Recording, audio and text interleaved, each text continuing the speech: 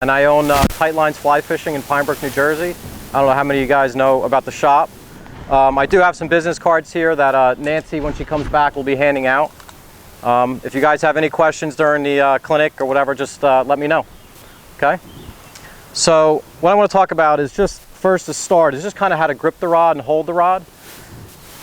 And generally, like a fly rod, we're just gripping it with the thumb on top. I like a longer, I tend to grip a little higher, but you got to find what's comfortable for you. That's not always comfortable for everybody. So a good way is just kind of, you know, where your hands fall at your sides is usually a pretty comfortable grip. And in this rod, it just so happens to be at the top of the cork. If I had a longer cork myself, I like a higher grip, I'd probably grip higher, but you got to find what's comfortable for you. If you feel like your arm is locked, okay, or if when you go to grip the rod, if you have a longer cork on your rod and you go to grip the rod and your rod is pointing up and like you can't really, you know what I mean, extend and still point the rod down, then you should probably bring your hand down the cork a little bit. So it's always good when you start your cast, you need to start with your rod tip low to the water.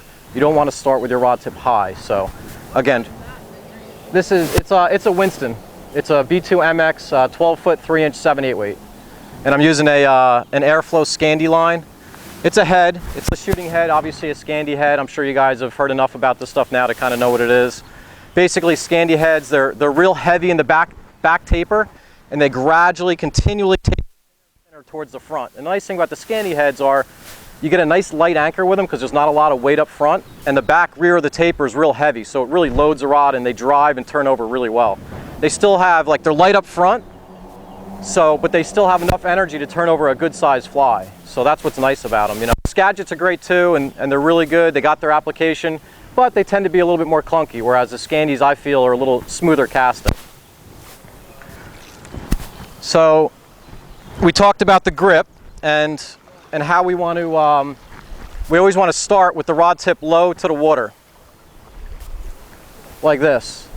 And the one thing you want to do too is when you're casting is you always want to try and face your target. I'm going to not maybe do that always today because I'm going to be talking to you guys, but if you're going to cast, and I'm going to cast across the river this way, then I'm going to face that way. You always want to face towards your target. Put your hips facing your target. And you know, I'm right-handed for the most part. I do cast a little lefty, but if I'm casting with my right hand, I generally want to put my left foot forward. As you get better, sometimes I'll find myself closing off my stance, and it'll limit you to how much you can turn, but sometimes it's good.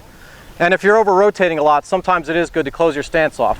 And we'll talk about what over-rotation is and everything here as we get going. So the first thing I want to talk about is just the basic roll cast, okay, just to kind of get us started and show you how a roll cast kind of develops into a spey cast. Okay, when you do a roll cast, a lot of people, the first thing they want to do when they roll the line is they bring the rod up high.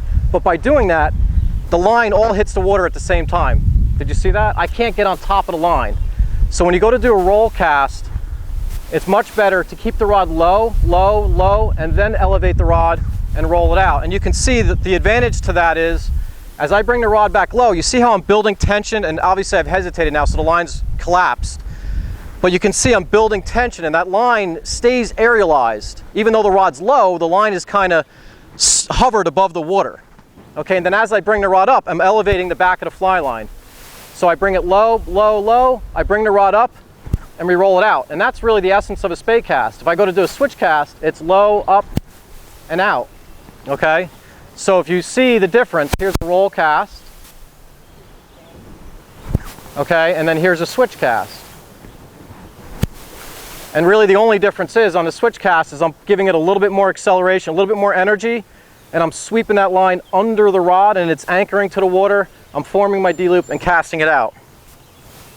So again, a good roll cast is going to be low to high, low, high, and out.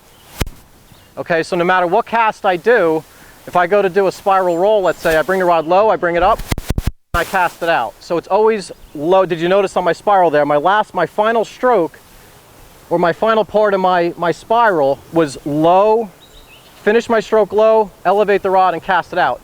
Pretty much any spey cast you do, that's how it's going to be. Low to high.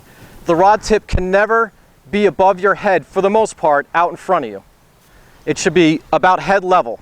So if I start my cast, and if I do a switch cast and I bring my rod up like this, if I don't bring the rod down, I can't do a good spey cast. So If I elevate the rod like this, already I'm wrong. Already I cannot execute this cast. I've already gone too far back, too high to make that cast happen. So when you do a switch cast, let's just say, we're going to lift, the rod needs to come down. So my point here is, when you spey cast, make sure that the rod is low out in front of you. So if I'm going to do a snap tee, let's just say, okay, I set my anchor first, and I'm going to go over each cast and how to execute them. But I set my anchor first, watch my rod tip. It stays about head level coming around.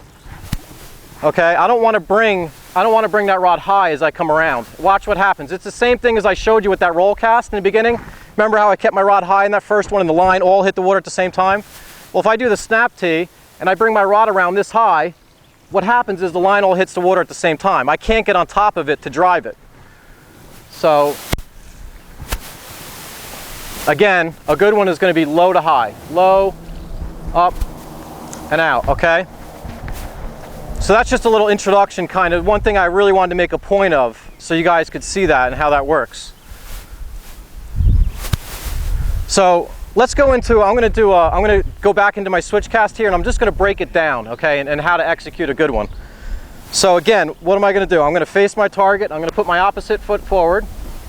Okay, I'm going to start with my rod low to the water. And I want you guys to really pay attention to this hand, where a lot of things go wrong.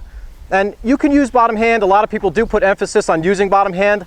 I, on the other hand, really put a lot of emphasis on not using the bottom hand, or more than anything, controlling the bottom hand. This is very important. If this hand doesn't do the right thing, I mean, look at how a little bit of movement here, you're looking at 3-4 feet of movement on the rod tip. So just a little mistake here means a big mistake out there. So really work on stabilizing this hand. And as you watch me today, watch how I really control my hands, and especially my bottom hand. So let's go back into this switch cast. If I'm going to execute a switch cast, and again, let me just brief on like that first thing, how the rod's low to high. That's the same on every cast. For the most part, the backstroke is pretty much the same on every cast you do. Low, nice low flat stroke, and I'm going to talk about where to stop your rod and the angle the rod should stop at. So it's always low. You always lift the rod up and then go forward.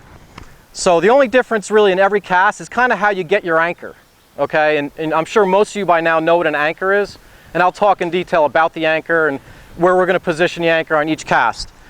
So again, on this cast, I'm facing my target. I got my opposite foot forward. The first thing I want to do is I want to get the line moving by lifting the rod. I'm going to lift the line first. And I'm doing a relatively high lift, but I'm not leaving my bottom hand low. If I leave my bottom hand low, the rod is steep. And from this position, it's very awkward to try and do a backward, to do your sweep. You can see how the line kind of hit the water at the same time because my rod started high. It's the same principle. The rod needs to be low.